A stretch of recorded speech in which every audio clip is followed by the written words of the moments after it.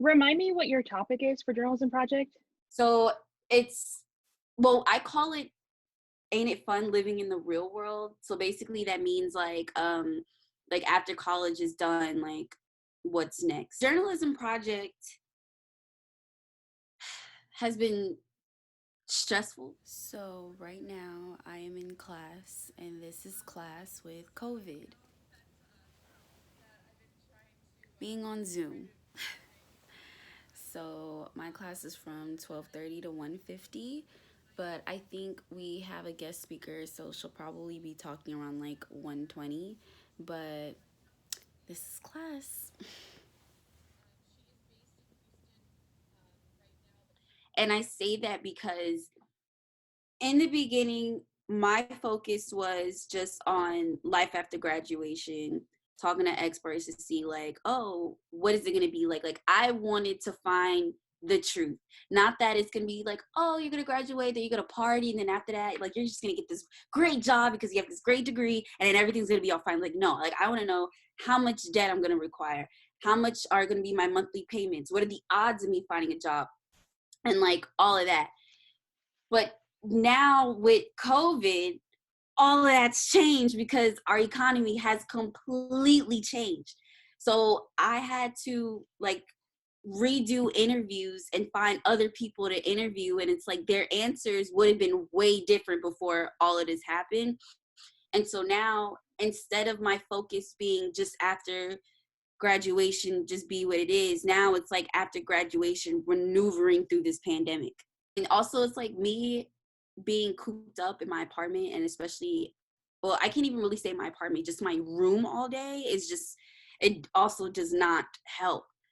Like it's different when you're getting up in the morning and you're going to class, and it's like you're sitting in class, and whether or not you're paying attention or whether or not you get distracted, it's like you're in class. And you are based in Houston.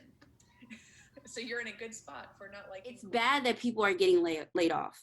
It's bad that people aren't going to work. Like I'm not gonna say like, oh, whatever, but also it's like we have literally worked hard between 4 to 6 years for this degree, and it's like we don't get to celebrate it, we don't get to walk the stage, we don't get to have our friends and family like see and like celebrate our accomplishment with us, and on top of that, where are we gonna work?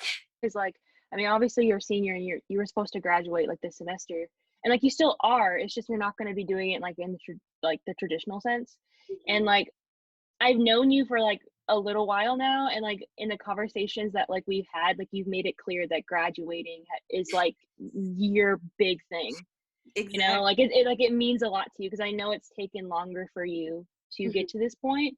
And so I kind of just wanted to know, like, how do you feel? Like, I mean, because you did not expect it to end like this, I imagine. I'm very bittersweet. At the end of the day, I was supposed to graduate in 2018. So it's like I'm very upset that I won't be able to graduate in the traditional sense, but also this part of my life has just taught me, do it right the first time. Do what you need to do the first time. Don't slack off. Don't procrastinate. Be focused and literally do what you need to do the first time. Because had I did school the first time, I would have graduated regular with my class in 2018 and things would have been what it is. But then on the other side of the spectrum, I feel like that me staying in college those extra 2 years, I've grown a lot. I've changed a lot. I feel like I've become way more responsible. I feel like I finally got the hang of class and just focusing and just not being afraid to ask for help and just asking my teachers for help. So, like, have your plans like changed for the summer? Because like I know you had plans to like move, right? My plans have definitely changed, and that's another stress factor on my behalf, because my plan was to graduate and then hopefully get an internship in New York, and I was just gonna jet off over there.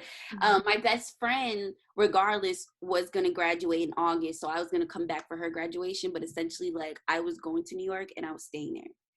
Obviously now New York, there's no way, like absolutely no way. Like it's it's a war zone over there right now. So now, like I said, it's like, where am I going to work? What am I going to do? What kind of internship am I going to get? I know that I'm going to move back home, which is something I really did not want to do. Because for me, it's like, I'm so used to being on my own. I have my apartment, I have my room, I have my space. I love it. So to have to really just go back home and live under, you know, my parents and my grandparents' roof is just like, I don't want to do that. Like, I wanted to just head start into, you know, my career and everything. What about like your other internship, like at Essence? How is that? So I'm still interning with Essence, but it's not as much work as it was before. The person who I was working for, she moved back to Houston for the time being. So she's not even in New York anymore. And a lot of the articles and pieces that she's writing, she really doesn't need help with. Like, she doesn't really need help with organizing emails because she's really not getting that many emails anymore. She's not having to really update her calendar because she's not going to events no more. So, like, a lot of things, it's like my duties in turn have really kind of decreased as well. You're graduating and like you want to work in journalism, but like I'm sure you understand just like how important it is to like gain experience and to like get your name out there. And like right now it's so difficult because you literally like can't, like no one wants to hire or no one has like the money to pay you. Exactly. And so like how are you gonna like navigate that like in this, because you don't want to like spend time just doing nothing. Exactly. Because you know this is like a really pivotal time, you know? So one thing I will say, and I'll put, you know, on the record, is when you're going into journalism or just media, period, I feel like you already have this stereotype stacked against you of like, you're not going to find a real job. Like, before COVID even existed, like that's what people say. They think that mass communication students don't need a college degree because it's not like a real job. It's not like a real thing. Like, going to school for medical or going to school for business is real. So, and especially in the journalism world, it's very hard to like navigate yourself through there because it's like you have to prove that you know how to write. You have to prove that, you know, you just really have to prove yourself and really just work your way up this ladder. You know, it's different. And so I already knew that risk going into journalism and going into media already.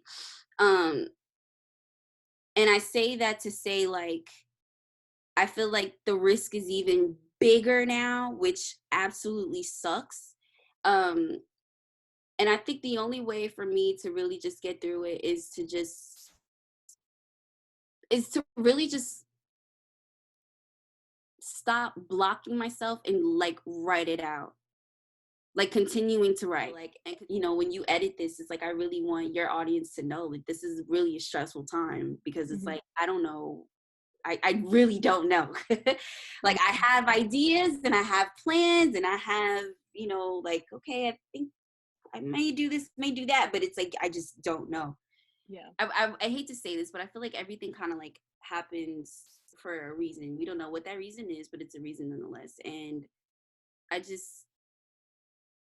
I don't think anybody really expects to just pass away from this pandemic, but I don't think that this is going to be the end of my story, which is why I'm taking it seriously, but I'm also kind of just like, I don't know, like, I just don't think that this is the end for me.